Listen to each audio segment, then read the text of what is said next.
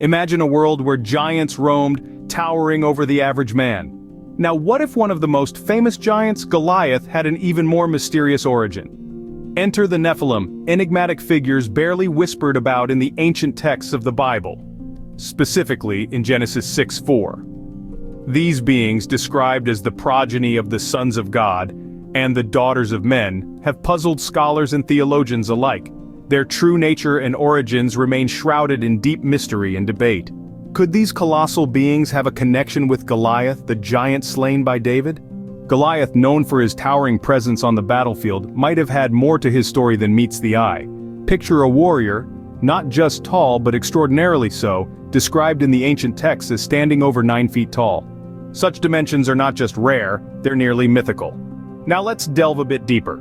The Bible mentions Goliath's origin from Gath, a city known for its association with large figures, possibly giants. This hints at an intriguing possibility. Goliath's lineage might trace back to the Nephilim through the Anakim, an infamous race of giants mentioned throughout biblical narratives.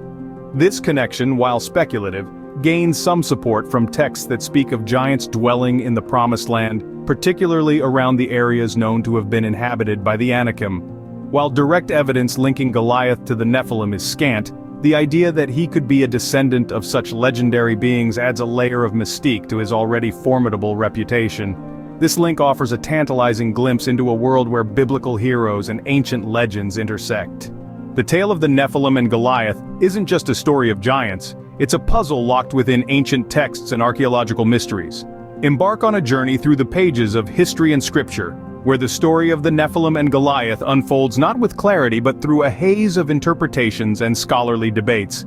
Historians and theologians alike grapple with texts that are as enigmatic as they are ancient. The challenge? A scarcity of direct evidence and a heavy reliance on fragments of scriptures and the remnants of oral traditions.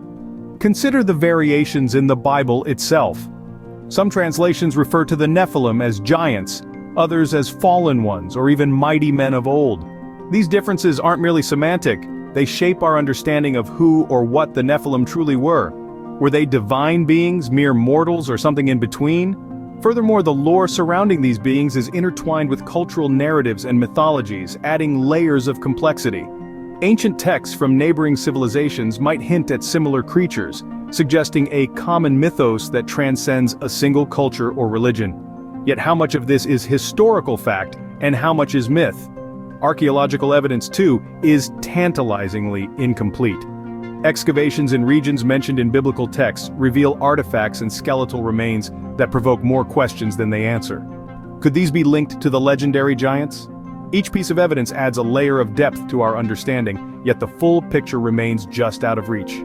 Was Goliath the last echo of a world dominated by giants, a remnant of the Nephilim? This question opens up a fascinating corridor in the labyrinth of biblical history, shedding new light on old tales. If Goliath indeed hailed from this enigmatic lineage, the implications ripple far beyond the battlefields of the Old Testament.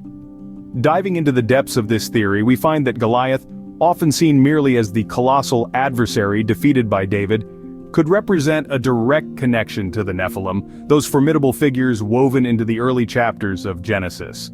This perspective shifts our view, turning Goliath from a mere antagonist to a bridge linking us to a primordial epic filled with beings of immense stature and strength. Understanding Goliath as a possible descendant of the Nephilim invites us to reconsider other biblical narratives and figures too.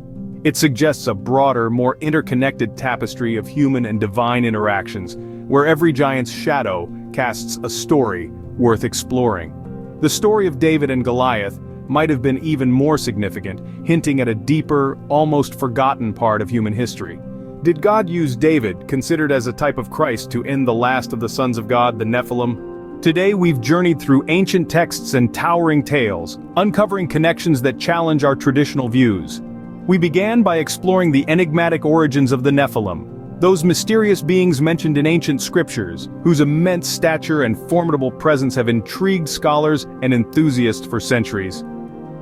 Our path then led us to Goliath, a figure whose name is synonymous with giant. We delved into the possibility that he might not just have been a giant in tale, but also in lineage, potentially one of the last descendants of the Nephilim. This connection, though speculative, brings a fascinating dimension to the story of David and Goliath, suggesting a deeper historical and mythological context.